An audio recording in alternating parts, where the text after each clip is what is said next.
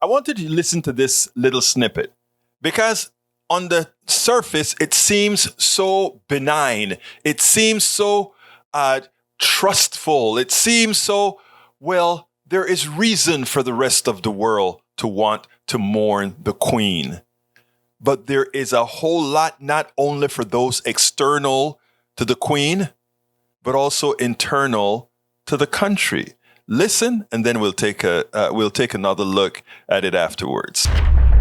It is affecting people all around the world. And I think that is a source of pride, of national pride. Because, of course, I think I've said this to you before, Andrew, when you try to reflect and really define what it was that the Queen meant to us and why she was so popular, it does come back to national pride. She epitomised the best of us in many ways and what a lot of us aspire to be and aspire for the country to be, dignified, hardworking, and as I said, a source of national pride. So to hear, those two ladies from Texas have come all the way to show their respects is very, very flattering for us.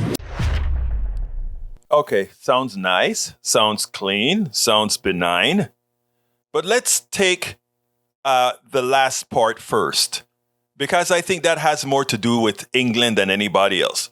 She works so hard. She worked so hard to do the things that she did. Remember, the Queen was a mouthpiece that goes out and say nice things.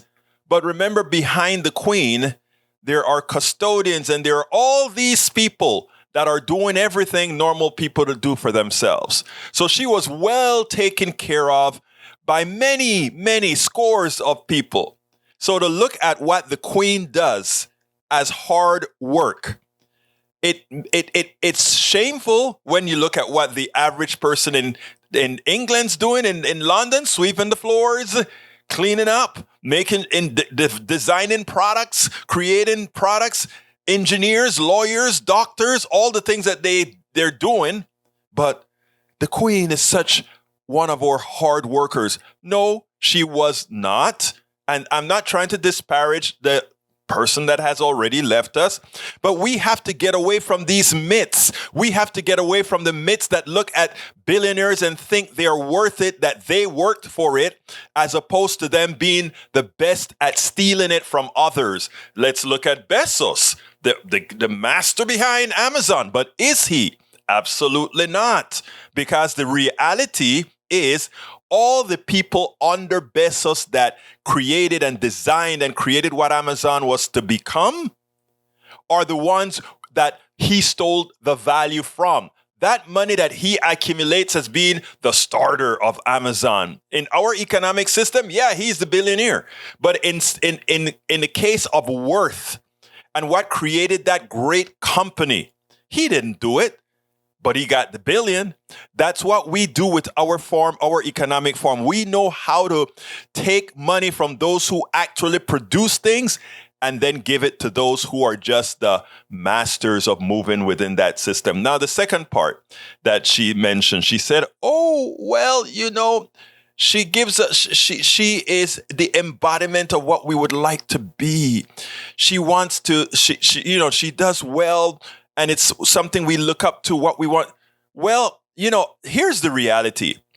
She sits atop of an institution that have hurt a lot of people around the world. In fact, in colonizing most of the world at one time, the evil of extraction and enslavement and ripping and thieving is what that royalty, if the other side were writing the history, if the people who were colonized were writing the history, if the people who were enslaved were writing the history, if the people whose natural resources were ripped off were writing the history, we wouldn't be talking about the monarchy and the Queen specifically being magnanimous.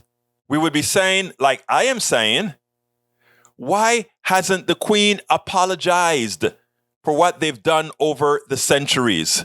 Why haven't the Queen started a policy of rebuilding, a policy of repayment, reparations for all that was stolen, while stealing was the form of doing business.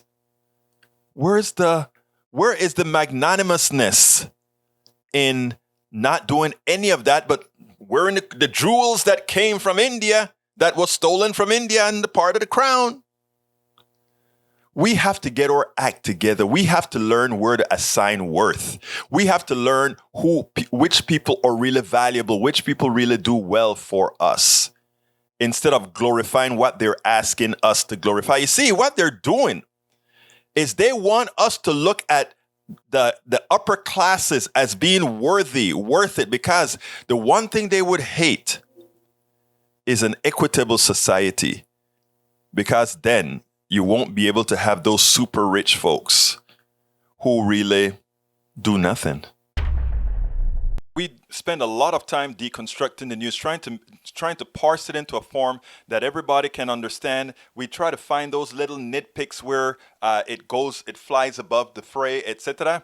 If you really like these videos that we do, I want to ask a big favor. Please go ahead. Number one, subscribe to our channel. And number two, please join if you can. Thank you so kindly for watching. Keep watching. Please remember to share. We must populate the entire internet with our progressive message, a message that we know is what most Americans say that they want. So help us, please join.